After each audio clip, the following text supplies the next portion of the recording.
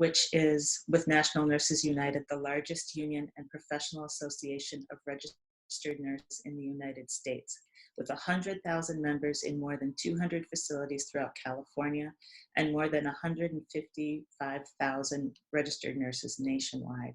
And Michelle wants you to know she loves her job. Jessica Layman is joining us, who serves as the Executive Director of San Francisco Senior and Disability Action, an organization that is committed to mobilizing seniors and people with disabilities to fight for justice on healthcare, housing, transportation, and other issues. She led coalition efforts to win free Muni for seniors and people with disabilities and to create Support at Home, a new San Francisco home care program for upper poor seniors and people with disabilities. Jessica identifies as a queer, Jewish, white, disabled woman and works to honor intersectionality in her work and amplify the voices of the most marginalized people in our society. As a person with a disability who employs home attendants, Jessica supports domestic worker rights and is a founding member of Hand in Hand, the Domestic Employers Network. She leads monthly organizer forum calls as part of the National Disability Leadership Alliance to expand organizing in the disability community and to explore collaboration with other communities. Diana Block is a founding and active member of the California Coalition for Women Prisoners, or CCWP, which is an organization with members inside and outside prisons that challenges the institutional violence imposed on women, transgender people, and communities of color by the prison industrial complex. Diana is also a member of the coordinating committee of Californians United for a Responsible Budget, or you might have heard it as CURB, a statewide coalition dedicated to reducing the number of people in California's prisons and jails. She's also active in solidarity movements with Palestine and Cuba, and she's the author of a memoir, Arm the Spirit, and a novel, Clandestine Occupations, and you may see her writing from time to time also in online journals. Vanessa Moses is the Executive Director of Causa Justa Just Cause, a multiracial grassroots organization building community leadership to achieve justice for low-income San Francisco and Oakland residents. Vanessa has served as co-chair of San Francisco Rising, and in 2016, Vanessa's leadership led to the formation of Bay Rising, a regional alliance of community-led organizations working to address the crisis of inequality throughout the Bay Area and statewide. Vanessa was also one of the co-creators of Bay Resistance, a multi-sector rapid response network of over 50 organizations. And then we also have Joyce Lam, who's the political director at Chinese Progressive Association, or CPA, not to be confused with CPE, as I almost always do when I try to write those two acronyms together. CPA is an organization that is educating, organizing, and empowering the low-income and working-class immigrant Chinese community in San Francisco. Joyce leads the Tenant Worker Center, builds with CPA's movement allies, and directs their political campaigns, as well as CPA's work on Chinese communications. Born and raised in Hong Kong, Joyce came to San Francisco as a teen, and for all you San Franciscans out there, attended Mission High School. So we're gonna hear first from our esteemed guest. I'm so glad to have you all with us tonight. And we're gonna open by asking you all to answer the same question, maybe just one right after the other. So we wanna know who you are. We wanna know the current state of your organizing and the community that you work with and within. What kinds of things do you think led to things being like they are now for your work? And what is your organization doing to respond? So we are going to begin by having Michelle tell us those things. So Michelle, whenever you are ready, you're up. Can you hear me? Oh, there you go. I am probably the least tech savvy here, so bear with me. Thank you for having me. Hello, everyone. I'm Michelle Gutierrez-Vo, a registered nurse and board member of California Nurses Association. I am a nurse at Kaiser Fremont, and I am proud to be on the front lines with my fellow nurses, giving the best care possible to members of our community. As nurses, We are used to confronting the most challenging circumstances every day. That said, things are certainly at a crisis level, and that really is an understatement. We are confronting working conditions that are not fitted to the scale and scope of this pandemic. We find ourselves sorely lacking the basic protective equipment we need to care for our patients. We find ourselves out in the cold, left out there in the dark by our hospitals and our clinics when it comes to clear and transparent protocols. We find ourselves having to fight for the basic necessities of providing nursing care and therapeutic, life-saving, safe care to our patients. We find ourselves having to explain to our employers the scientific rationale of why we need to follow the same infection control policies that we have been taught and which we have been expected and demanded of us for decades, dictated by science and not by inventory. That said, today, 200,000 cases with more than 5,000 deaths already, more than 1,000 just yesterday.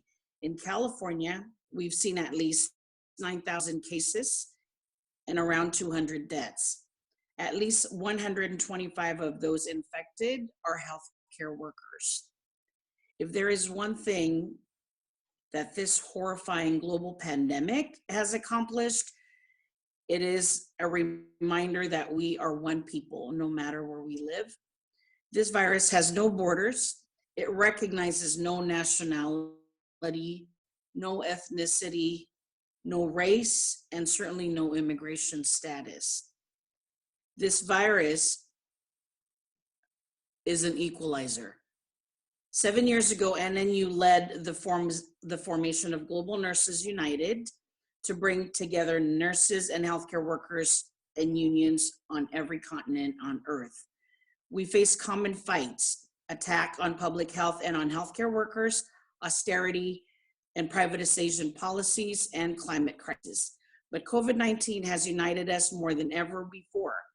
Last week, we held a webinar conferences with GNU leaders in 27 countries in North America, Africa, Asia, Australia, Europe, and Central and South America. We were able to share our common experiences in this crisis. We are truly all in this together, fighting for our lives, our patients' lives, our communities' lives, and our nation's lives. We heard of the tragic plight of nurses in embattled Italy and Spain, contrasted with the more effective national responses in South Korea, Taiwan, China, and Cuba, where public officials led by frontline healthcare workers responded more quickly with safety precautions from rapid testing to physical distancing to treatment. It's night and day. We are embarrassed. We are also working with our global partners to call on the World Health Organization to demand higher protective standards for nurses and healthcare providers around the world. Our home country, the United States, has been by far one of the worst actors. The COVID-19 response by the Trump administration and our corporate healthcare employers has been a complete disaster, bigger than this pandemic. From our global partners, we have learned that healthcare workers are among the highest percentage of those infected, and that hospitals have become a leading vector for the virus spread, a direct result of policies and practices we see being played out there. And I see this as a nurse and as a nurse leader and as a mother, every shift, every day, 24 hours, 7 days a week. Nurses are crying and we are terrified and we are braving it like we are in the middle of the elements that you cannot believe. Since January, National Nurses United has been calling on federal and state authorities to act to get our nurses and our coworkers the highest level of worker protections as well as to protect our patients, the public, and our most vulnerable populations, such as seniors in nursing homes, the homeless, and the undocumented. Most of it still falls on deaf ears. We have done hundreds of actions in every facility. We have done, social media stories out there, and we are telling our stories all over the world.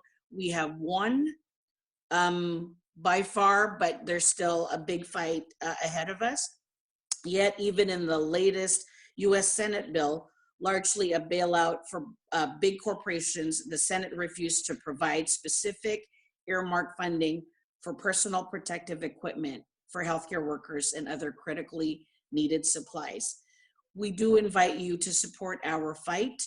We have an online petition you can sign at www.protectnurses.org.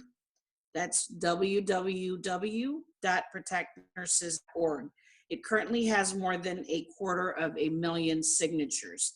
If you want to take up more action in support of our nurses, you can also join our work to reach out to every nurse in this country to listen to our concerns and to understand our needs in this critical moment and fight alongside us by visiting act.medicareforall.org/sign-up/C19 text. In this time of crisis, so much can feel out of control, but I do want to conclude by emphasizing something we can control. We are always here for each other.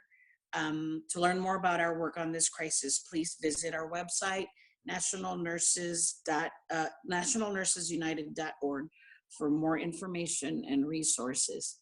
Thank you. Thanks, Michelle. Really appreciate that. And just as a reminder, before we close tonight, we'll go over all of these calls to action, so there'll be more time to be reminded of all of the things that Michelle just offered by ways to take action. So I'm going to go next to Jessica.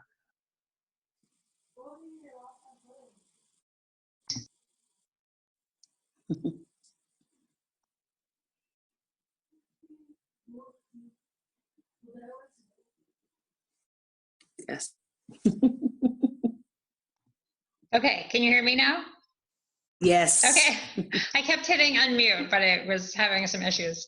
Thank you, Michelle, for starting us off and for the reminder of community being here for each other. This wasn't part of what I was going to talk about, but I just feel like on almost every call I'm on, I'm really moved by how much people are stepping up and doing what they can to support each other within our communities and across our communities. And it's really beautiful, and I feel like it's what will get us through this somehow. And it's one of those things that I hope is one of those side effects of this horrible time, that we will be able to continue beyond this and remember what that's like to be there for each other. So when I was thinking about the question of how did we get to where we are, I realized when I'm thinking about older people and people with disabilities, it's about the intensity of ageism and ableism throughout our society. And I imagine everyone has heard the term ageism. Ableism is used less often, but basically oppression against disabled people at all levels. And especially when we're talking about ageism and ableism intersecting with racism and classism. Disabled people are more likely to be poor, are more likely to be people of color. We see these problems. Recently in San Francisco, there have been a lot of conversations about the relationship between homelessness and mental health. And I think to some extent that's been across the country. And over again, these conversations happen without anyone with mental health conditions and who is homeless at the table. And in a place like San Francisco, it is shocking to me that that is acceptable and that that continues to happen. And it's just a sign of how we see people and how we think of people as not being important in having these conversations, in directing their own lives, in having insights and experiences and wisdom about what needs to happen in our society. We see it in institutionalization of people, which has long been an issue in the disability rights community, as far as people being warehoused in nursing homes. Laguna Honda Hospital is the largest nursing home in the country, and we never imagined that of all the problems with people being kept in an institution and not having choices about when to get up and when to eat and when to shower and when to do laundry, and just the basic choices that most of us make every day. We never thought about the impact of being in an institution where the risk of dying from COVID-19 is so serious. We see it also with the huge proportion of seniors and disabled people living in single room occupancy hotels, which of course are also a huge concern right now. So with the current crisis, I'm sure people have heard that seniors and people with disabilities are at the highest risk of dying from COVID-19. And it's interesting, we don't hear about people with disabilities, we hear about people with underlying health conditions. I think it's important to change that. It's part of the medical model where we see disabled people as their medical condition, and we try to fix that. And it's still acceptable in many places to say, oh, I don't see your disability. And that's not okay, right? It's for many of us part of our identity. It's not something that everyone's proud of. It's not something that everyone likes, but we do have this rich community, and it's something that many of us can be proud of. And so let's talk about people with disabilities and talk about that community. The question has been raised, people may have seen the articles about, did people, particularly government leaders in this country and in so many countries, care less about taking action because it was seen as a problem among older people? I think the title of one article was something about, oh, it no longer only affects older people. And then it was only with a question mark. Why is that okay if it's only killing older people? Of course, we see so many seniors and disabled people isolated even before this happened, but now that means people don't have a way to get food and medicine and to just feel connected with people. And in the Bay Area and so many other places, the impact of rising rents and displacement mean that people have often lost their community networks. There's no longer a neighbor that has known that person for 30 years and will bring food. And so there's just all kinds of dangers that people aren't thinking about, not to mention the fact that so many seniors and disabled people rely on part-time jobs and are now without those as well. So one of the biggest issues that we are taking on at Senior and Disability Action, and not so much yet in senior organizations, but certainly in disability communities across the country, is to fight care rationing. Some of the worst information about this has come out of Italy and Spain, where there has been talk of healthcare professionals saying, if you are over a certain age, we cannot treat you. You will not get a hospital bed. You will not get a ventilator. You will get palliative care, which means we will try to make you comfortable and you will die. And there have been a lot of questions raised in the US about what happens if and when hospitals get full, there aren't enough ventilators, who will get care? And there is a very real possibility that it will be seniors and disabled people that will be triaged out. And we can't pretend it's anything but ageism and ableism. This is about saying that if you are an older person, if you are a disabled person, your life is worth less, that it is okay if you die, that it is more important for someone else to live. And there's no easy alternative. The best option, of course, is to set up more capacity now, and very much appreciate the people and the government leaders that are fighting to get more ventilators and set up temporary hospital facilities. But if we get to a point where we have to triage, we need to do it randomly or first come, first serve, or look at other policies. but not to leave it up to individual healthcare providers. They have enough on their hands, as Michelle was talking about, right? That is not fair to put it in anyone's hands. And the last thing I want to do is blame anyone who is in this horrendous position. But we know that healthcare professionals often get trained to think of disability as something to prevent or eliminate. And we do not want people to be in a position of making individual subjective decisions about whose life is more important. That's just a recipe for disaster. As far as fighting care rationing, there's also related concerns about nursing homes. That I just saw another headline about California nursing homes being instructed by the state that they have to accept people who have tested positive for COVID-19. And we know what it looks like. We know how it spreads through nursing homes. We know how nursing home residents cannot fight it and will die. Similarly with the triage plans, I've read the New York plans about if a nursing home resident goes into the hospital, if it's someone who has used a ventilator ongoing for another condition, their ventilator could be taken away once they're in the hospital and used for someone else. The ideas out there are just atrocious, and we have to act now to make sure they don't become a reality. So I can talk a little bit later in the call about specifically what we're asking people to do to stop the rationing of care. But honestly, the most important thing right now is to know about it and to talk about it. That if you haven't had conversations with friends and family about ableism and ageism, now we are seeing it like I've never seen it in my lifetime, and we have to talk about it. I know I'm running out of time. Just a couple other things I want to mention briefly. We are also working very hard in senior and disability communities, looking at housing issues. That there are so many homeless people who are seniors, who are disabled people, often related to homelessness, often connected somehow.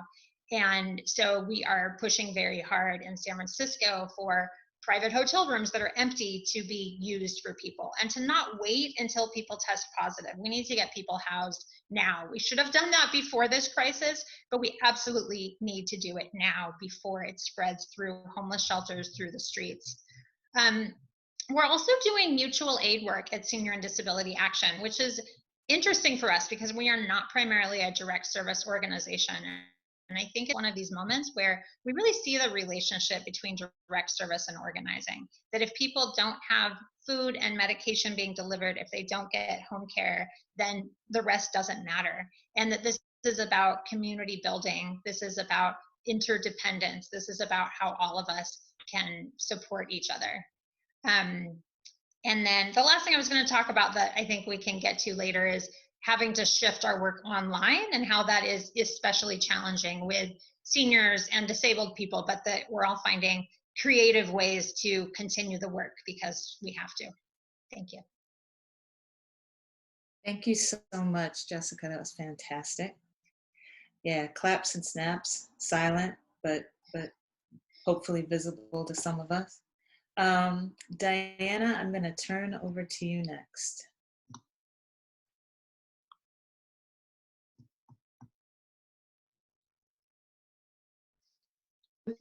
No. Yeah. Okay. Hi. Great. I'm going to echo a lot of the things just in terms of the general feeling of how good it is to be part of this webinar and be sharing our various experiences and organizing strategies in this moment. And many of the things that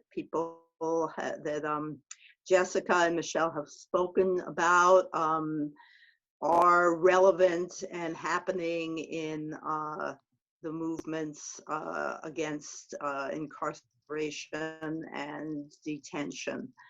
I am primarily going to address my remarks about imprisonment and prisons, but many of the things that I'm going to talk about are also the same in detention centers across the country, and the struggle is very closely linked to decarcerate and also let people out of detention centers at this time. So to step back in terms of how we got here,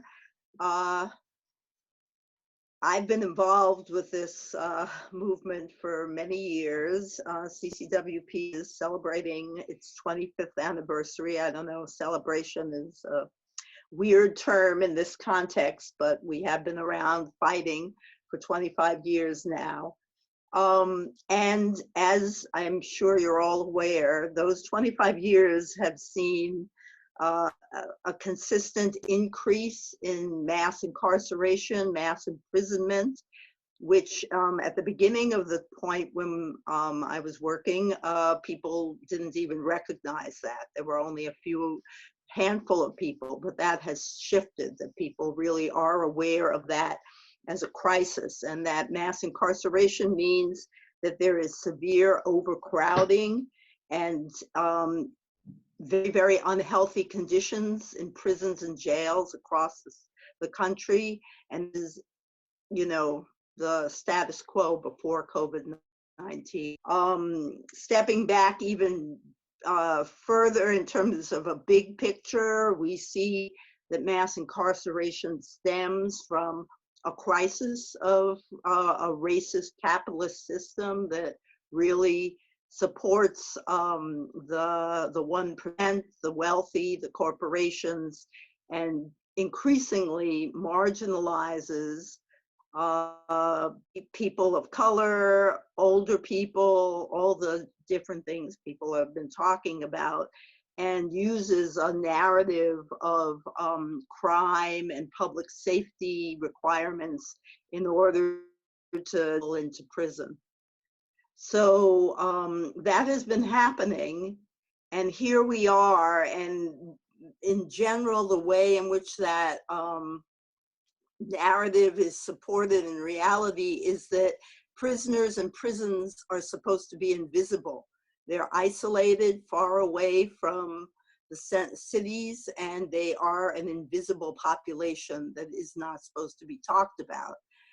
And the very interesting and painful thing about, well, it's both interesting and painful about this crisis, is that it is bringing the prisons and the jails into our no real separation.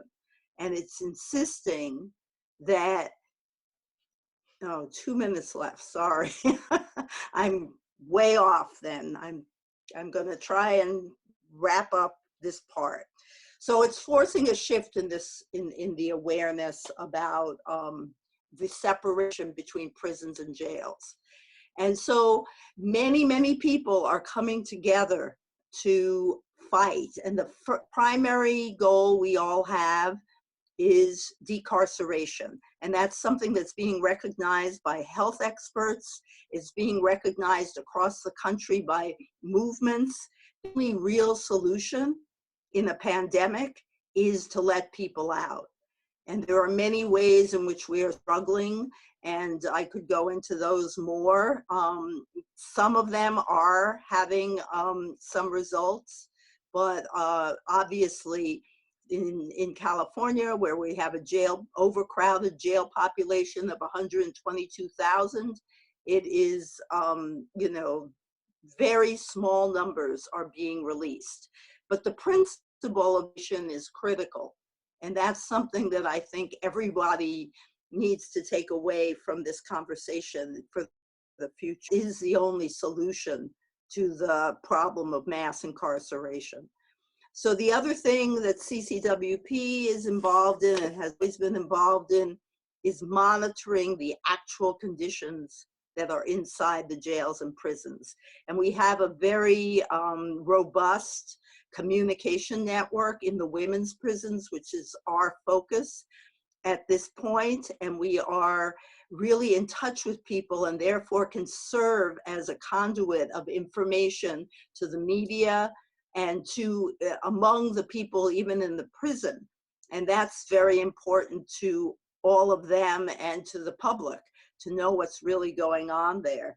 And at the same time as we're doing the monitoring of conditions, we're also implementing a mutual aid model that we haven't traditionally emphasized as much, which means supporting people with the money and the resources they need to get that information out to us. Because, you know, visits have been cut off, attorney visits have been cut off, people are very isolated. Unless they communicate, then they can't, then they're really invisible and at the whim of a very, very dysfunctional healthcare system inside. I mean, everything and Jessica speak to on the outside is exaggerated like times inside. And we are getting those reports and people are very fearful, and well, they should be.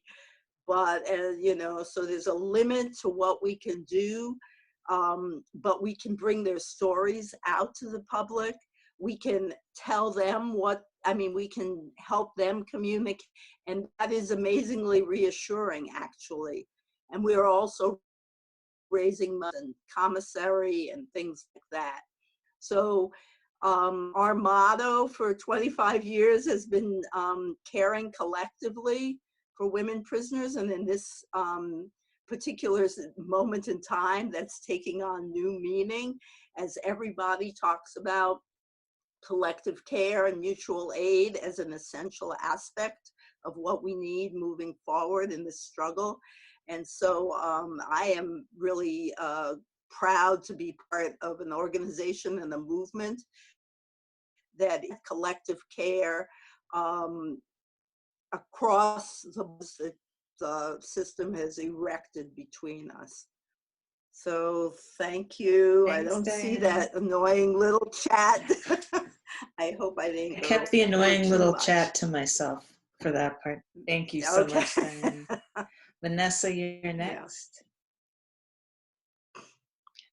Yeah, ditto on the thanks for the Center for Political Education, one of my favorite organizations, for making the space for this conversation. And it's a pleasure to hear from everybody else on the panel.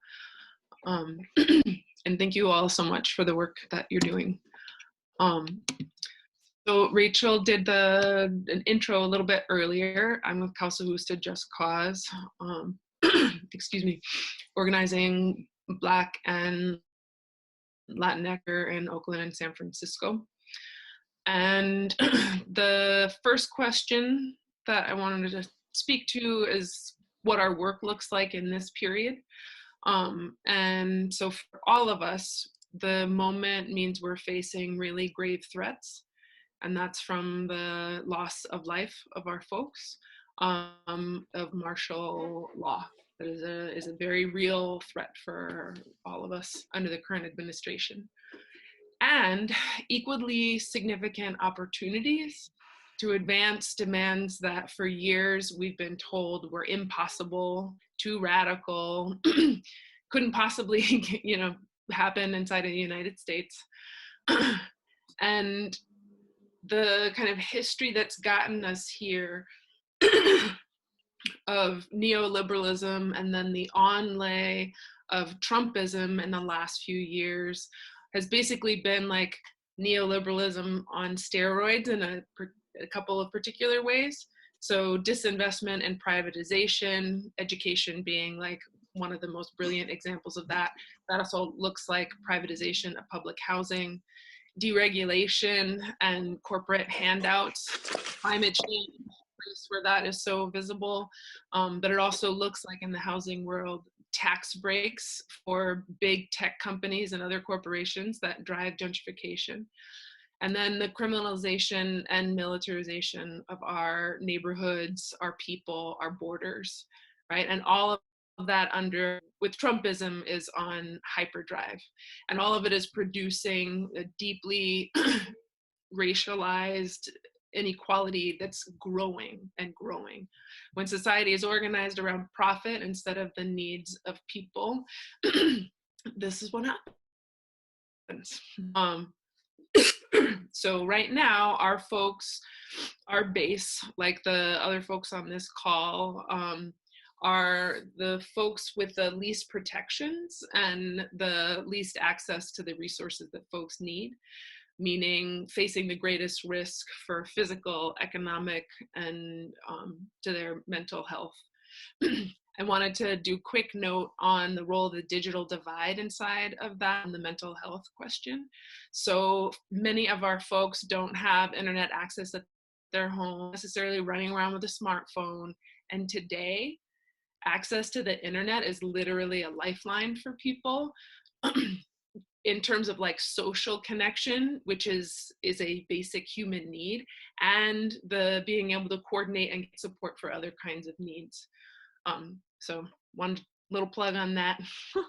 And then for the like ideological and political conditions, the response has really exposed what the true nature of the system, the racialized inequality that is baked into what we have. So in this time, organizations like ours understand ourselves to have three main roles. One is building movement. The next is advancing a long-term agenda. And the third is, of course, engaging our base. So on the movement building tip, that's really strengthening coordination and connection within the sectors that we're a part of, as well as across, and building infrastructure that will serve us beyond COVID-19. Right? The mutual aid networks that are getting set up right now and the infrastructure we absolutely need and have the opportunity to relate to that in ways that's beyond this crisis moment. And similarly, advancing a long-term, right? We need a vision for futures where all of us can thrive, where we're able to take care of one another, where all the things that the panelists were just describing are the kind of like historic artifacts where people look at like, could you believe that once upon a time we used to put people in prison? And we're gonna get there, y'all. And last but certainly not least for us is engaging our base. So we are informing and providing material support for our folks, but most importantly is really supporting their leadership and the political interventions that need to be made right now. Right, as Jessica spoke to for the disabled community, which is a Venn diagram with our folks, the leadership of impacted people is essential for us, not just surviving this moment and learning from what our people have been experiencing and surviving, but also with clarity of vision about what the world should look like instead. So some highlights for what the work of the organization is in this period. There's obviously shifts to how we're doing our member and base work so that we can accommodate social distancing while engaging our folks and counting the alienation that is such a risk to our people.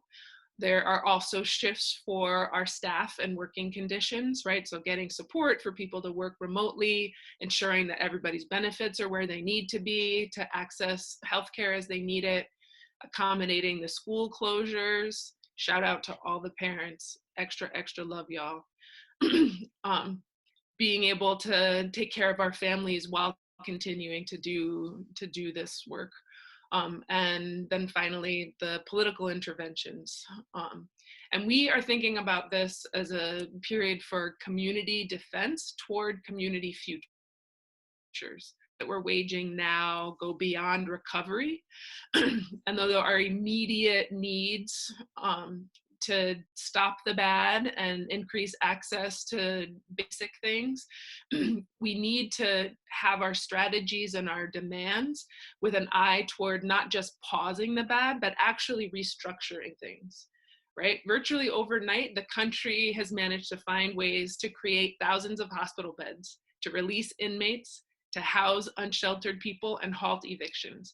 All things that electeds just a few weeks ago would have told you can't possibly happen, right? And yet in a very short period of time, and we have the opportunity to expand things like a moratorium on evictions to establishing rent, mortgage, and overall debt forgiveness, right? Creating long-term housing and an alternative to incarceration, delivering sweeping expansion of worker protection so that all workers are treated with dignity and have the things that they need, and creating access to healthcare for all.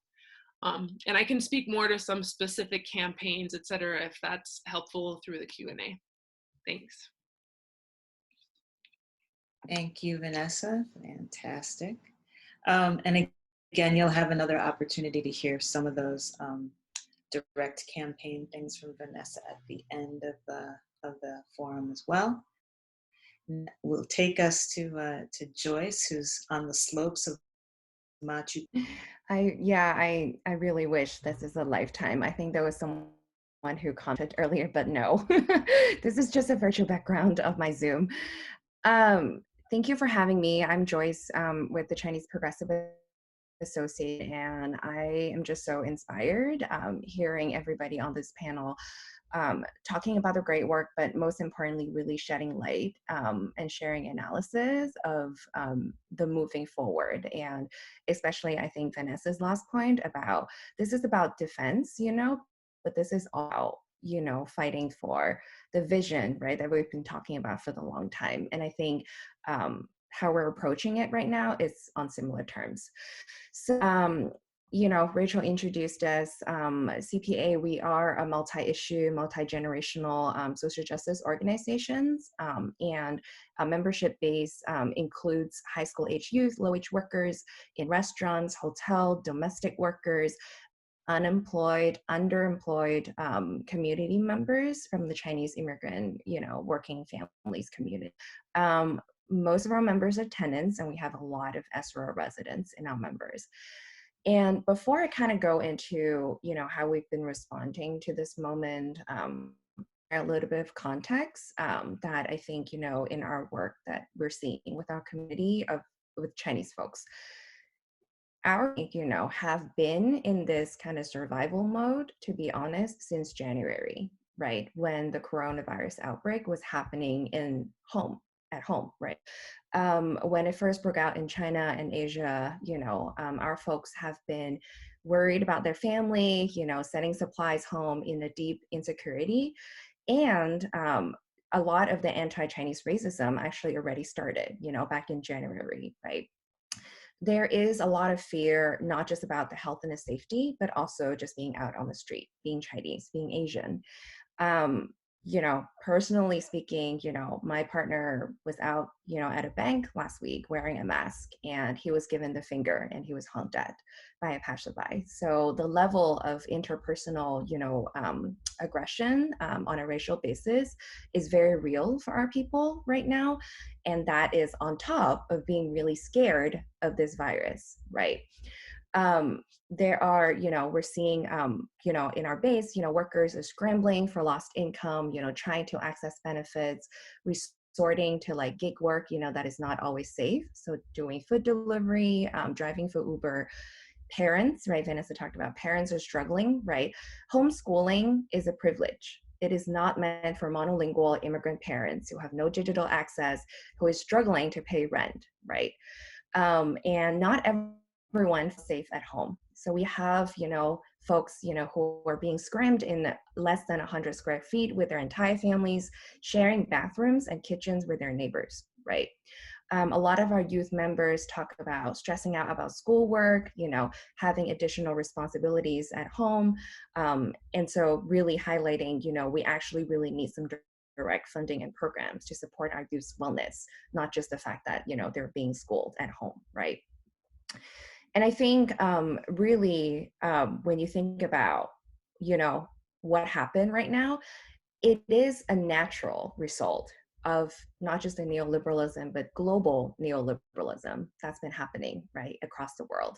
We see people of color in this country, but also in the world doing, manufacturing, some of the lowest paid direct service work, and they bear the biggest brunt of this crisis. And that is why, when China, is undergoing their crisis and cuts off all the supply chain, right, led to today, we don't have enough PPE, for our health workers. So really, I think, what Michelle said at the beginning, really this virus see no borders, see no color. We are also seeing under, that neoliberalism that, low-wage workers they are paying impossible rent, right, in the Bay Area, and they have no cushion and no savings. And the safety net is not that safe. There are big gaping holes, right? We see domestic workers with many employers, who have no access to a lot of like the unemployment insurance, independent contractors, correctly classified or not, and undocumented folks. And so, how are we thinking about this as CPA? I think it's very similar to what Vanessa had talked about, that it is actually, a crisis and an opportunity, right? All at the same time. We actually have a responsibility to coordinate and provide aid and defense, and really to lead, our people to the bigger picture and the narrative that is going to shape what happens on the other end of this crisis. So, at CPA, I think, we are kind of involved, in a couple of different buckets of work. In terms of the direct service, that we've been doing, we've been working really hard to connect people to resources, really amping up our direct service and helping people apply for unemployment insurance. Just so folks knows, monolingual folks, the line is just all jammed, so we have been like helping people apply online. Folks know, in our community, watching like ethnic media, being on social media, like WeChat, there's a lot of false information. So the other thing that we've been doing and is also like verifying information for monolingual folks. And then in terms of like the, movement building and the organizing work, we definitely want to be very mindful of like the mental health aspect that I think multiple speakers have talked about, the isolation in this moment, especially right for monolingual immigrants who really in this moment is very distrusting of any institutions at all, of any systems at all, especially after they have seen how this country and their home in China have dealt with this crisis very differently. And so it is furthermore important actually, for organizations like us to really be able to connect to safety and to resources and to really build that trust, right? That there is people out there for you. You don't have to fight on this alone. We are connected to partners across the country in fighting against a lot of the anti-Chinese racism. We know that, white nationalism, actually feeds into also Chinese nationalism. So like a lot of our folks, increasingly turned, away, right, from trusting anything that this country, including, democracy and like the different systems, right, in this country. And then the last thing that I would say is that I think the narrative fight, is also really important. So movement building, direct service, supporting our people, but also we need to shape the story, right? We know that right now, a certain person has access to a mic, a lot of attention every day.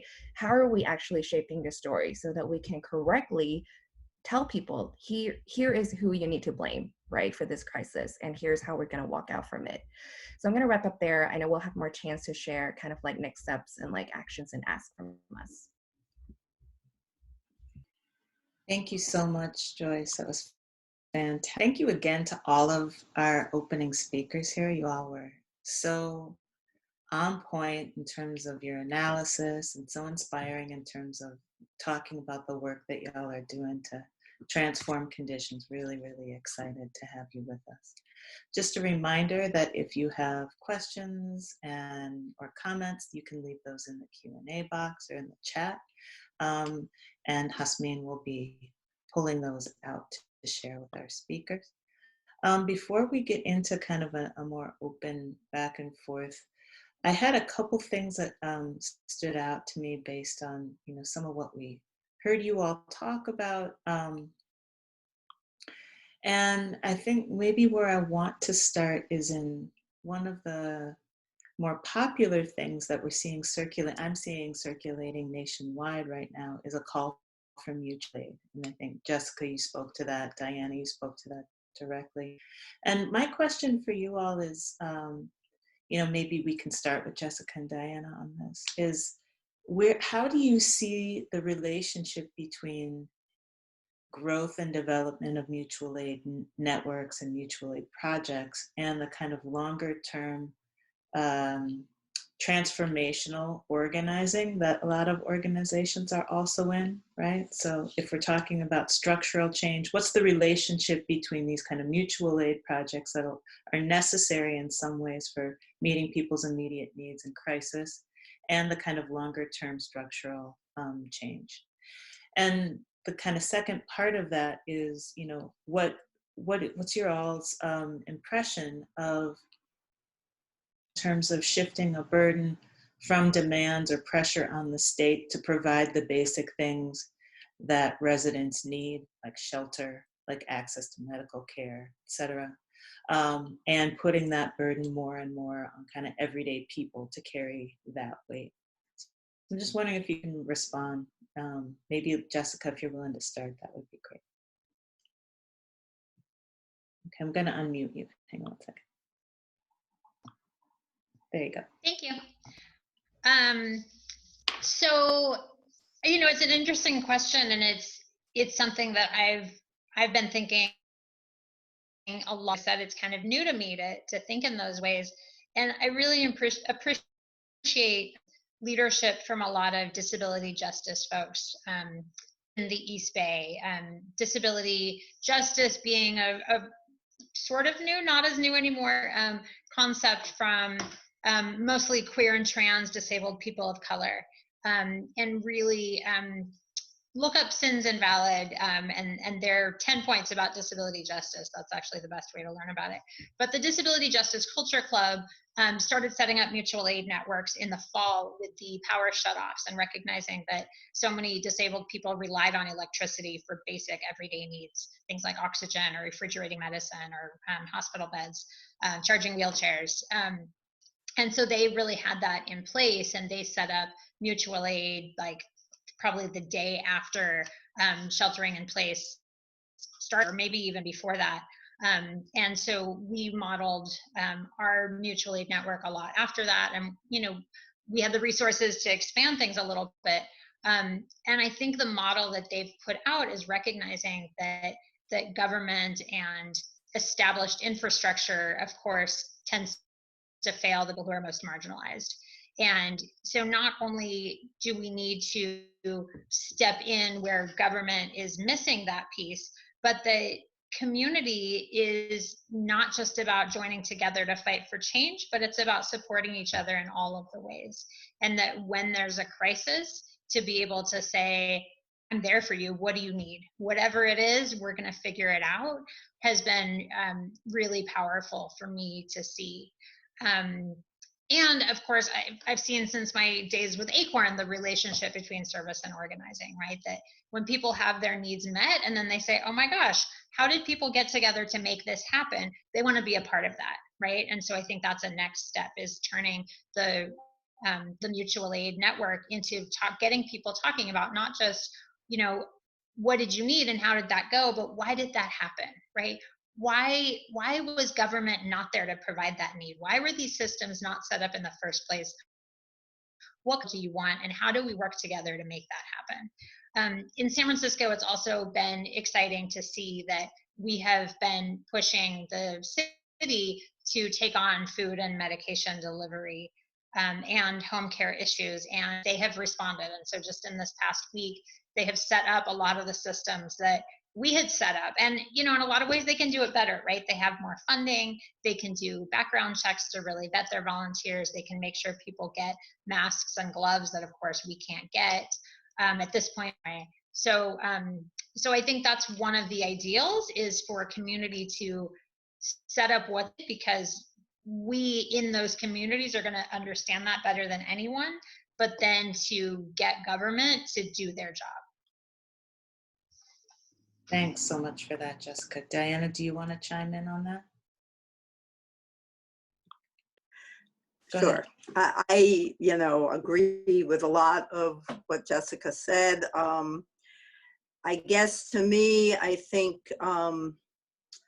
you know, mutual aid is a phrase that's describing a certain set of interactions. And in other periods of time, in other countries, it may be described differently. To me, mutual aid is really about transforming social relations more than just a service. It's about people taking, the community taking the power into their own hands to provide things for each other. It doesn't lessen the demands on the state to provide.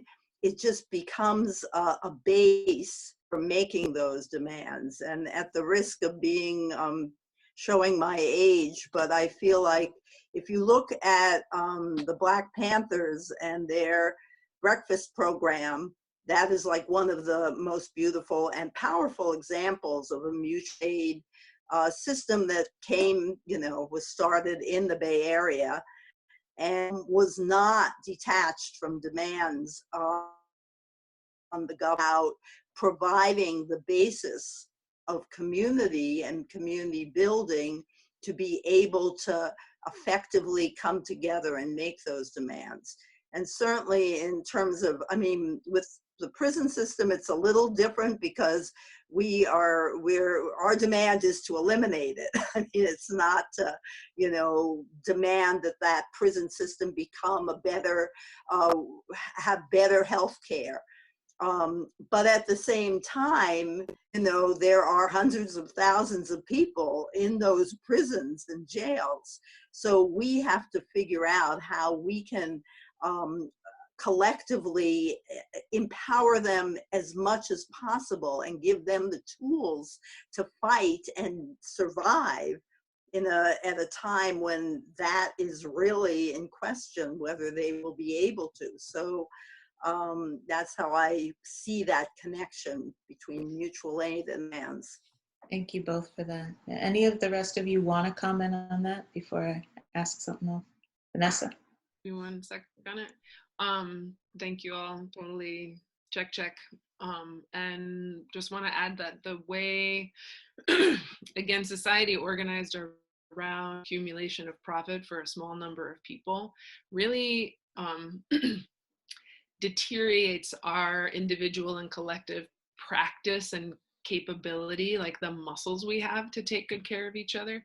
So there are, to me, like really important opportunities for us to be learning how to do that, relearning it. And the other piece I wanted to offer is the work of organizing them and coordinating them. There's a really important like skill sets, and again, the infrastructure that we need post this time. And it's not a given that those things come. So the politicizing of folks and the longer term infrastructure require intention and effort. Right? I just wanted to name that for folks who are excited to be participating in those things. So let's max out on the potential for those. Thank you so much, all of you. That's fantastic. I guess one other question that I want to raise is, I hear a lot these days, people saying everything's going to be different. Right? And so you started kind of going down a little bit this road in your opening statements. I'm just wondering, what your general responses are to that. Like when you hear people say, yeah, everything has to be different after, what's your kind of general feeling about that? But then also, what kinds of opportunities does that present in your opinion? And what potentially do we lose if everything changes? Anybody willing to take that question on? Yeah, Michelle, hang on 1 second. Okay, go wild, Michelle. Yeah, I think, this pandemic really highlights our need for universal health care and Medicare for all. This was already a problem before this pandemic. And now all of a sudden, here it is, and they have to wait for people to die, thousands and thousands and thousands, before they acknowledge that this is what is needed. And even now, these private sectors, it is embarrassing how they take care of their members. It is embarrassing how they take money and not provide care. We all all need to really push hard more than ever to really push for universal health care. I mean, that, you know, the health of the mind, body, and soul is number one before income, before equality, before everything else. You know, health is wealth. And when we have that, we can achieve everything else. So I think that we need to focus on that more than anything during the pandemic, especially after the pandemic, because that will frame our society from birth, you know, across lifespan. You know, that just has to be one of our biggest focuses after this pandemic, as a society, as a country. Thank you so much, Michelle. Somebody else want to respond to that too? Yeah, Joyce, let me unmute you, and then Jessica, I see. Okay, I mean, go ahead, Joyce. To that, I would just say, yes, let it be different. You know, it's like, yes, independent contractors should have unemployment insurance. You know, yes, we should have a rent moratorium when people are really sick and need to take care of themselves, right? I think the opportunity really lies in us right now really coming around those things, right? And telling this story, like why this is needed, not only when we have a worldwide pandemic, why Medicare for all is not needed only when we realize, oh shoot, you know, yeah, we need to make sure our neighbors have insurance too, because otherwise we're going to be in trouble, right? Like we need to retell that story and really hone in on building the power and telling our members and our base, like, remember this feeling of like each other, remember this feeling of like government actually working for you. That is what we need to make sure it becomes permanent, right? And this is kind of like the power struggle right now, right? Because they're going to want to take it all away. They're going to go into austerity immediately. But we say, no, we have to go this way, right? And we need to go bigger than that. That's right. Thank you. Thank you, Joyce. Jessica, go for it. I just wanted to echo the comments on universal health care. Absolutely, we've been talking about this as another opportunity to push for Medicare for all or healthcare for all or whatever you want to call it. You know, the name is less important than that people have healthcare. And I mean, I think Michelle said it, but hopefully this is also going back to your comments about this being an equalizer, right? Everyone understanding what is it like when you're thinking about, is this covered or not, right? And I mean, it's bizarre to me that we have issues about people even getting tested, but the people who don't have insurance and can't get tested and can't get treated, and thinking about then what is the impact not only on them individually, but on the entire community, and how none of it makes sense without having healthcare for all. It just doesn't work. So I think that's a real opportunity we have. And I think some of the housing issues, you know, once we get some homeless people housed, which, you know, governments may be doing because they want to stop the spread of the virus, but just say putting people back out on the streets, right? There's a huge opportunity there to really change how we're talking about housing and homelessness. And similarly with nursing homes, right? That I think we've gotten this assumption that at least in San Francisco, where it's like, oh, sure, nobody is in a nursing home or any kind of facility unless they want to be. And I've always questioned that. And I think this will be an opportunity to say, okay, here is yet another reason that where housing people is not a good idea. Let's really reassess. Do people actually want to actually have to be there? What would it take to set up home care and other resources so people can live in the community and be connected to other people? And then another really interesting thing that I've heard a lot of disabled people talk about is how, in a way, a lot of things right now are more accessible to a lot of folks, for people that can't easily go out if they have chronic illness and they're too tired to get to a meeting, if people don't have good transportation and they have to be home in time to take medicine, if they need the technology that they have set up on their computer, you know, all kinds of things where suddenly a lot of people, certainly not everyone, right? We'll get back to the issues of people without digital access, but for some people, things are so much more accessible now. And we're all realizing, oh, we can more virtually than we thought. For the people that have tried to get jobs working from home and the employer says, nope, we can't hire you for that. we will be able to continue to question all of those things and to make sure disabled people have opportunities that we didn't have before. Great. Thank you so much, Jessica. So Vanessa's been waiting, and then we'll go to you. Well, first I want to make sure I'm clocking your question correctly. And thank you, check on Joyce and Jessica. Excuse me. But you also asked about what there are potential threats for us to lose in this moment, right? So I wanted to speak just to that part.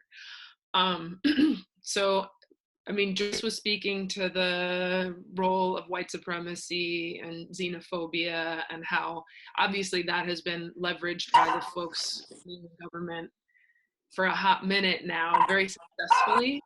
So I think there's risks around that, around continuing to somebody else somehow being responsible for the problems that we experience here in the US. And similarly, the having and other just, right-wing electeds exploit the state of emergency that is necessary to be able to move things quickly. So it is great that could put in a moratorium on evictions and that we didn't have to wait, 2 weeks for hearings and a second, that would have been silly. And simultaneously, that is kind of removing all of the public process and accountability. So there's real questions around transparency and accountability in this period that we need to be clocking. And the kind of worst version of that is the justification and swift moving of resources to further police and militarize our people, right? For surveillance to blow up under the guise of public health. And that is a very, very real threat. There's the elections that are coming up, and there's people who do not have the collective interest in, who would be pretty happy to see those things either not happen, slow down, or happen, horribly. But I think the opportunity to resist all of that as a part of the mutual aid and as a part of the defense work that we're doing right now, that's where we need to bring them together. So when we're having the conversation about the world, how did we get here, as Jessica was describing, what's the world you want to build with people about, what are the other threats that we need to defend against right now, so that we're building, our analysis, our capacity, our infrastructure, our power, to keep defending against the agenda of the other side, because they're in as hard as we are, and they just have a lot more resources.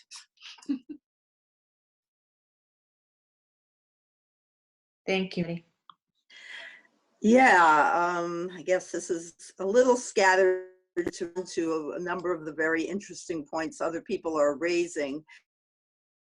In terms of what Vanessa is talking about, in terms of increased surveillance, and I think there's a very real threat in terms of even the demands for decarceration, that can turn into increased electronic incarceration.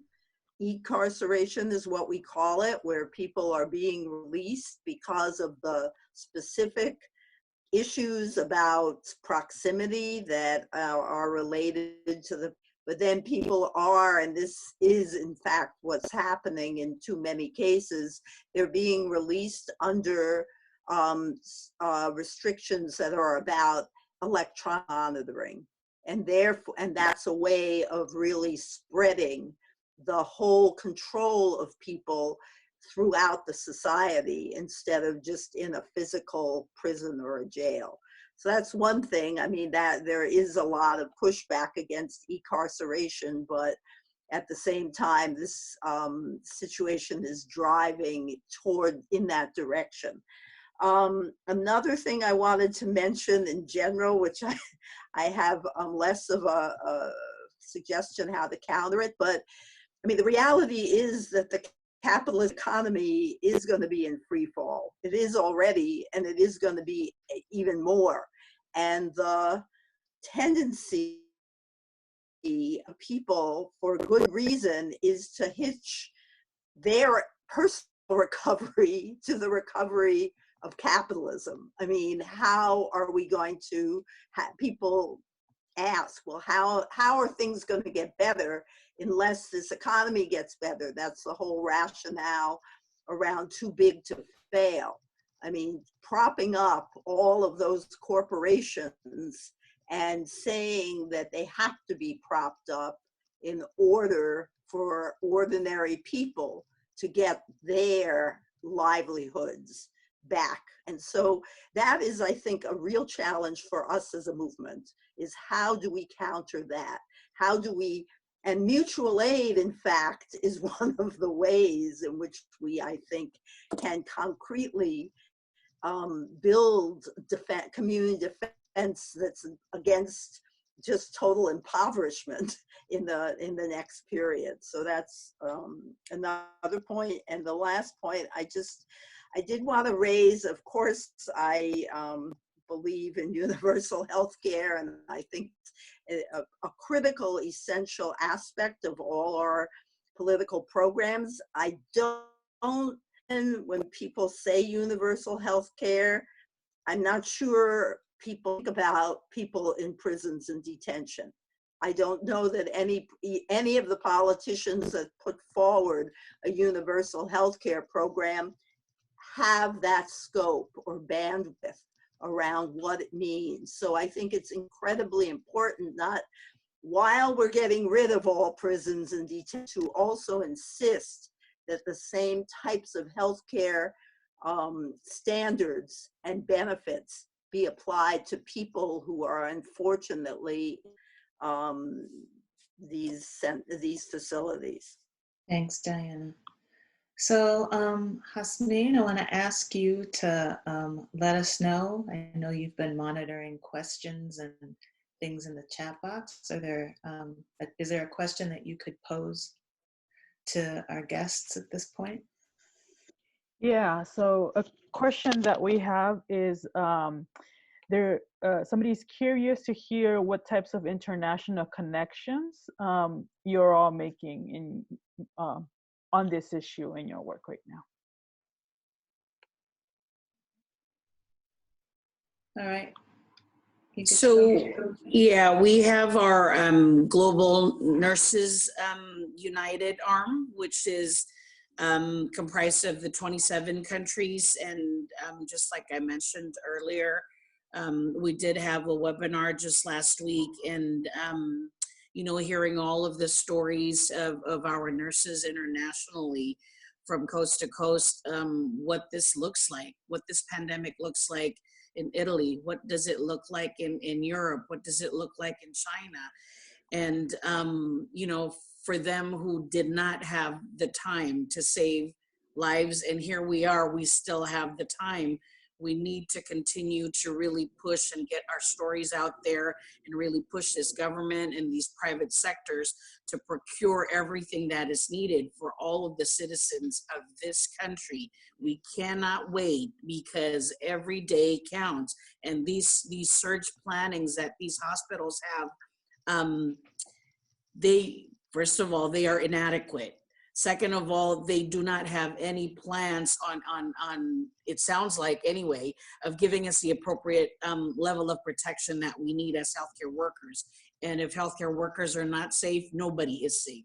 I can tell you that right now. So we need to get loud. I mean, you know, for us, we are using our global connections, but at the end of the day, we have to do the actions here on the ground to protect everybody at home and the ones that are ending up, you know, in the hospitals and the clinics right now. Yeah, Joyce, go ahead. Let me make sure you can be heard. Thank you. I would just add that I think for us, we are definitely, you know, more intentional in our organizing and our political education in talking about internationalism, right? as a, a cure, for the white nationalism that we're seeing in this country, right?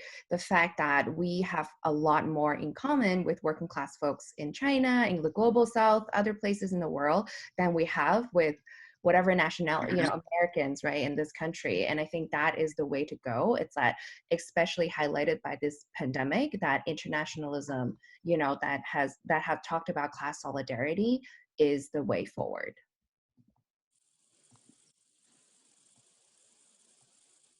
Great. So Jessica asked to be on stack, and Vanessa did, so I'm just going to cruise through you all. Jessica, Vanessa, and then Diane.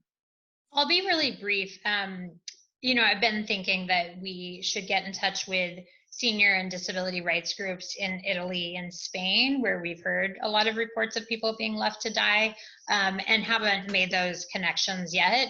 Somehow things have been busy. But anyway, if anyone has any connections or speaks Italian or Spanish and wants to help us connect to folks, please get in touch with me.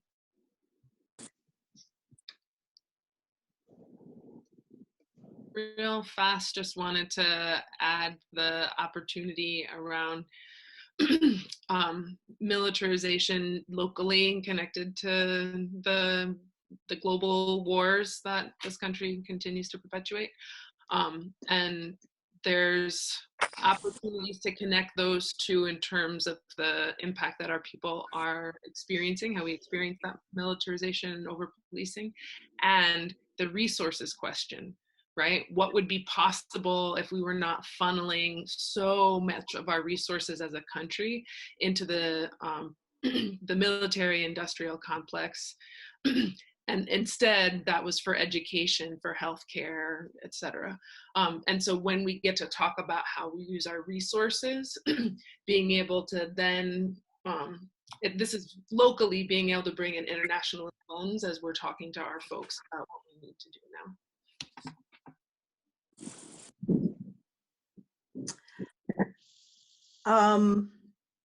Was someone else going for? Okay, so in terms of prisons and imprisonment, I think unfortunately the situation for people in prisons around the world is just appalling, more catastrophic, and that emerges in even the mainstream media more in the context of people rioting, escaping from prisons, but it's very important to have that overview and to try and act in solidarity with other struggles that have prisoners.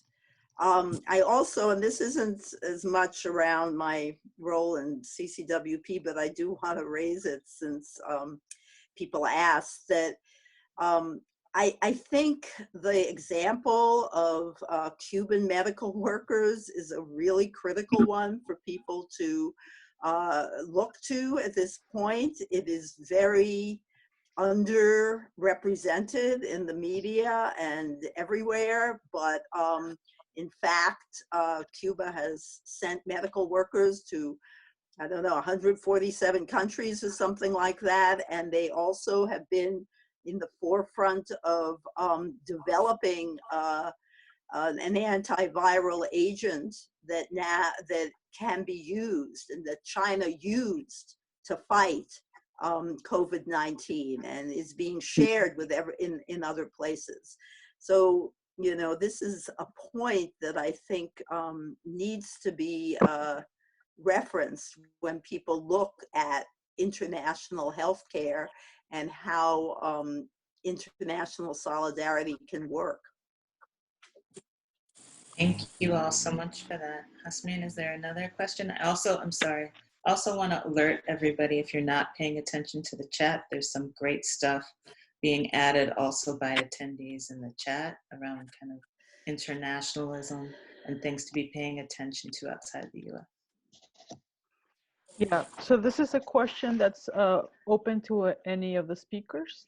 What do you think the electoral impacts of this period will be? What kind of long-term effects could that have? And how is your work responding to it? I want to remind us we're a 501c3 space, just so nobody gets themselves in trouble inadvertently. Okay. Yeah. So great question. I think what the long-term impacts are going to be will be determined by the decisions that we make in this period. I think it's pretty critical for us to be keeping our eye on what's happening. And I know for Causa Justa Just Cause, we're continuing to do our census work. We're continuing to do our work for schools and communities first, which is a statewide ballot measure on the November elections. And the tying the importance of that political process and the influence that that has over society and what we have access to and what we don't, I think is one important thing for us to do, like ideologically. And then practically speaking, there's all kinds of experiments happening now with how to be organizing, and I like deep base building work remotely, whether like the use of social media and other technologies. And I'm really excited to see what you know, the kind of the best practices that are coming out of this period. And I think we will be needing to apply that all the way up to the likely election day. And as folks talk to the expansion of accessibility from a variety of different places, I think demands around access to internet and hardware are critical in this period in relationship to this question and others too. Does anybody else want to speak to that elections question? Joyce?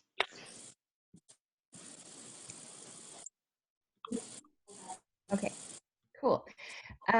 I think the other thing to think about, which I think Vanessa also talked about earlier too, is just being really vigilant, right, on supporting like voter rights, you know, keeping an eye out for voter rights suppression across the country, maybe less so in California. But, you know, I think filling out the census. And then the other thing that Jessica mentioned around like the things that's now possible. So it's like, you know, giving comments on a city hall hearing remotely, you know, like we should have been able to do that since forever ago. And so now it's possible, right? And so practicing democracy, right, in big and small ways and really upholding that. Okay. I'll just chime in on a specific issue in relationship to elections in general, which is that there is a movement across the country, including in California, to try and get people on parole the right to restore their right to vote, which you may not know, but people on parole do not have that right to vote. And if you think who they are, which is mainly poor people of color, the restoration of that right could be very significant in the future. It has already been in Florida, where that has been advanced, that right. And so I hope people pay attention to that legislation as it comes around in California. All right, last call. Anybody else want to get in on that before we move to the next? All right, Hasmin, you got another one for us? Yeah, so we have a question about any examples of how your orgs have communicated and organized with other folks who have little to no internet access at home, and especially if they are monolingual.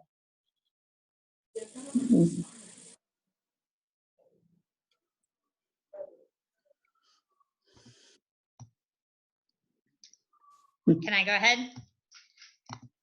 This is Jessica. So thank you for that question. I know there were a couple questions in the chat about organizing seniors who are who are often unlikely to have digital access or just to feel comfortable using a lot of the tech tools that we're using, like Zoom right now. So I think it's an important reminder that you need to not forget the telephone. You know, I think we've all seen a real shift in community organizing over the last few years as things have moved from phone to email. But phone is such a better way to contact, to be in personal contact with people, and to make sure people know how they can use the phone to get onto a video call, and that people have good access that way. But also just to get people part of phone trees. And I think as we think about interdependence, to not set up like who needs help and who needs to be connected from who is doing the connecting, right? And to get people talking to each other and doing that organizing. And I think particularly with multiracial and multilingual organizations, to think, okay, so can you call these 10 people who speak the same language you do and talk about this, right? And let's make sure that we're connected in some creative ways. And then as far as how are people taking action, you know, there's things like people putting signs in their windows, the thing where people come outside or go out their window at 7 o'clock and make noise to support frontline workers. I think people are coming up with a lot of creative ways that people can take action. And then it's also about making sure people have access to smartphones and internet. For people that have a free phone or a low-cost phone, is it a smartphone? Do they have enough minutes? One thing we've talked about doing and just haven't had capacity for yet, so maybe someone else wants to, is to do a little campaign against some of the utility companies, the telephone companies, to get them to make minutes free or make long distance free, because that shouldn't be an issue for anyone right now. I think I'll stop there. Cool. Does anybody else want to speak to that question? Just on Yeah, go ahead, Michelle. And I see you, Vanessa. So, you know, we have a variety of ways of reaching out to, you know, our nurses in the community. We have a texting campaign within the facilities and out there. So we use that to update based on, you know, changes or any other, you know, updates that we want to put out there. Like I said earlier, old-fashioned, just hitting the streets with our signs. We had, you know, more than 200 actions out there in every facility, every clinic all over the nation in the last few weeks. And that actually was very fruitful because we also have so many people donating PPEs to us, which really makes a huge world of difference every day, every shift. So those are the modes of communication we've used in addition to just the digital. Thank you. Vanessa, you ready? Sure. The just on the language question, so that's one that is a long-standing one for organizations like Causa Justa and CPA. And it's one of the reasons why the bilingual capacity is so important inside of our organization. And language justice is critical for our work to be successful. So that looks like translating everything either from Spanish to English or English to Spanish, making sure that that is happening for obviously any materials, and that the humans who are reaching out to monolingual, either English or Spanish speakers, are able to communicate in language with them. Excuse me. And just wanted to add on the different ways to be in touch with folks. Folks still text, so you can text without a smartphone. We've been doing some robo texting and for kind of mass stuff, and there's stuff like Hustle where you can send a text and then have back and forth with folks, which is exciting. And another thing that we're going to be experimenting with is identifying locations to just have big posters of information for folks. So the passage of the moratoriums on evictions, a lot of people don't know, right? So we've talked about getting big visuals up by grocery stores and other spots that we know people are still needing to travel to, in addition to the kind of outdoor stuff in the neighborhoods where our people are stuck at home, etc. Thank you all for that. I think we're going to start getting into action steps. I know now the questions are kind of coming fast and furious now that people are warmed up a little bit. So I'm sorry we won't get to everybody's question. I do want to ask directly this thing that just came into chat. Michelle, if people want to donate PPE, how can they do that? What's an effective way to do that? I will get one of our people to forward you the information after this call, and we can get that information out there because there's a couple of different ways. Great. So if we can get that, we can include that in the follow-up email that we send. Thank you so much for asking that question. All right. So asked each of our guests to come up with some asks of the rest of you. Like what are things that all of us can be encouraged to do to support the work that you've heard about today. So I'm gonna roll through y'all in the same order. And I will try to support where I can with materials that I have to support the things that you're talking about.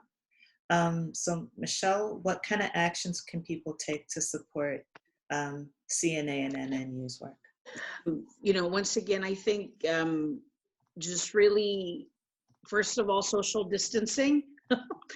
Take care of yourselves more than anything. That is number one. Keep yourselves at home and healthy so we do not overwhelm the system.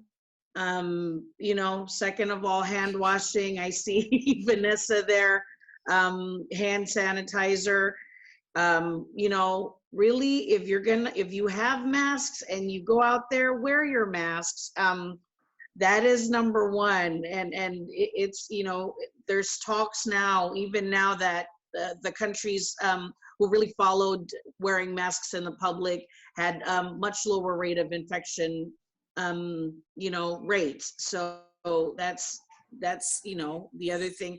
But more importantly, you know, we have other campaigns right now where we call Congress, we text them, you know, we'll be sending out information in terms of even calling private sector hospitals to pressure them, you know, like, let's say like Kaiser, you know, to give the healthcare workers the PPE that we need, not just Kaiser, but all of the hospital systems out there. So, you know, just keep our stories on the media, keep our stories alive, because we are fighting it out there like it's war every hour of the day. So, but most importantly, I think number one, stay away from us. That is the number one help you can give us. There also, reshare the link for the petition. It just went right before Sophie's thing here too.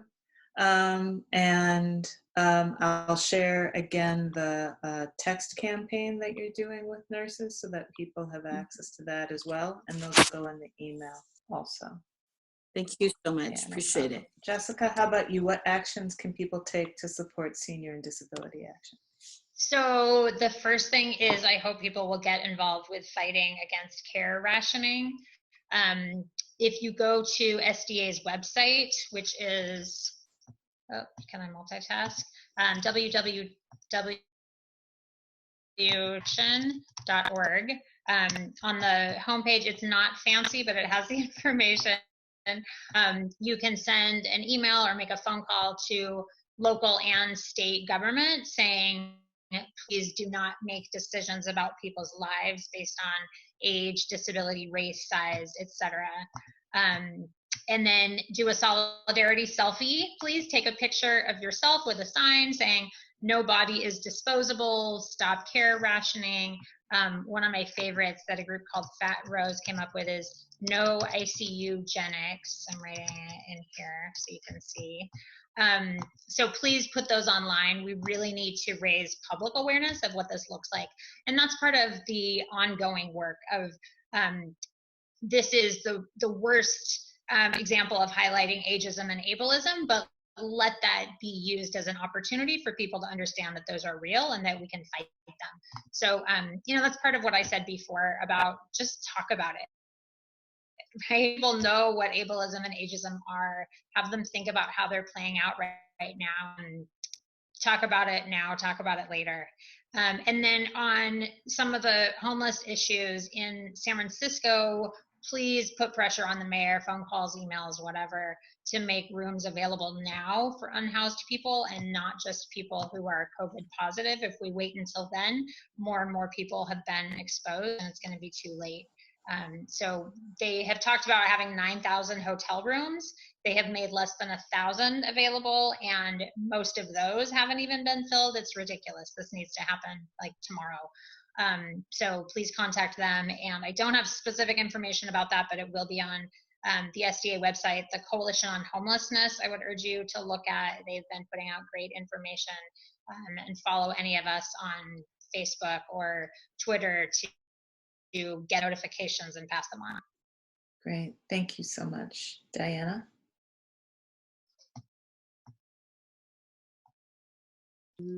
Hi. So like other people are saying, I think really being aware of what's going on is a critical aspect.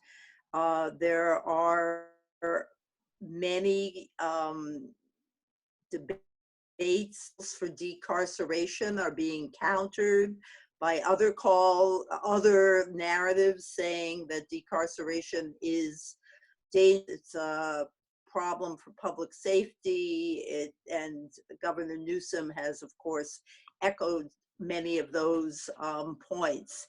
So I think it's really important in everyone's community stress the fact that decarceration is about safety for the greatest number of people. And yeah, thank you. I asked Rachel, this was a Twitter storm that we did last Friday about trying to encourage clemency from both Governor Newsom in California and Governor Cuomo in New York. And so this is an example of what we're doing and what we're trying to keep the pressure on. And it actually has had some success. So Governor Newsom did commute the sentences of 21 people last Friday, coincidentally, right after our Twitter storm, but still it's significant since we've been doing this work for quite a while. And so to get more information, I don't have specific action coming up now, but we have them being planned every week. And so I encourage people to go to our website because we do send out notifications regularly of what's coming up, and that's www.womenprisoners.org. We have an email list, we have a Facebook, we have Twitter. So if you go to that website and you can be connected with all those methods of communication. And I do hope people will keep the issue of incarceration inside in their minds and hearts and communities. Thank you. Oops, Diana. Vanessa, how about you? You're muted, Vanessa. Are you able to do the visual thing, or should I share my screen for it? I don't have your slides, so you should share yours. Alrighty then. Let's see. Boop. Hopefully this works. Yay! So first thing you can do is take a screenshot of this. Yay! So the kind of buckets that I wanted to offer were support existing campaigns. Folks have described a number of really important ones. And I wanted to add Beyond Relief, Homes for All. It's a national campaign to cancel rent, mortgages, debt, to ensure homes for all right now. You can learn more about it at www.cancelrent.us. And then here's some social media handles for some of the policing and jails and immigrant rights work that's happening. So Audit Ahern, you can learn more about how to stop the money grab that the Sheriff of Alameda County is in the midst of trying to make happen, despite a history of racist practice, ignoring the regulations that have been set by the Board of Supervisors. If you don't know about Ahern and you're in Alameda County, please make sure you learn, because it's also an elected position.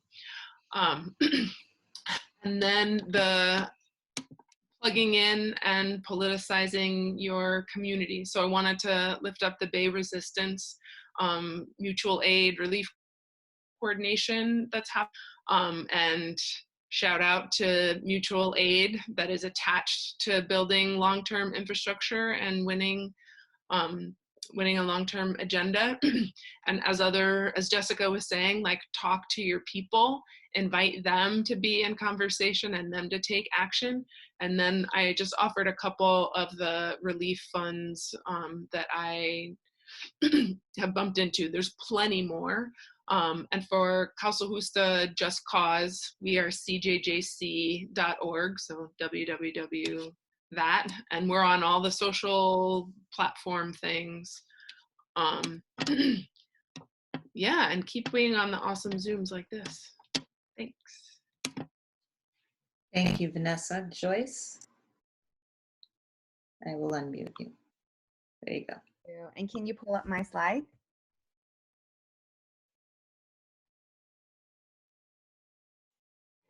So I would just start by saying, I think the first thing, it's like a broad general, call out about democracy and, different ways to practice it, right, in this current moment. It is about holding people accountable, holding our elected, officials accountable. I think it is about, making sure voter rights, are being upheld, and pushing for vote by mail, across the country, and filling your census. And then the second piece is around, the racism that we're seeing. So obviously, as we all know, white supremacy really hurts, all of us, including white people, and it has hurt many different communities, throughout the history of this country, especially Black and Brown folks. And in this current moment, my community, Asian American communities, is really hurting. And so putting a call out, for folks to be good allies, defend, intervene, de-escalate, be in solidarity. If you witnessed, an incident, this is a report, online report tool that is created by one of our allies, Chinese for Affirmative Action. They've collected like over 1,000 stories in just 2 weeks. So if you see something, reported. Third, in terms of mutual aid, so CPA and other worker centers are part of creating a fund for undocumented workers in San Francisco. So please consider, giving what you can to the Undocu Fund. The second one is also another one of our ally in Chinatown. So supporting Chinatown residents, single room occupancy tenants into this fund. Those would be our ask.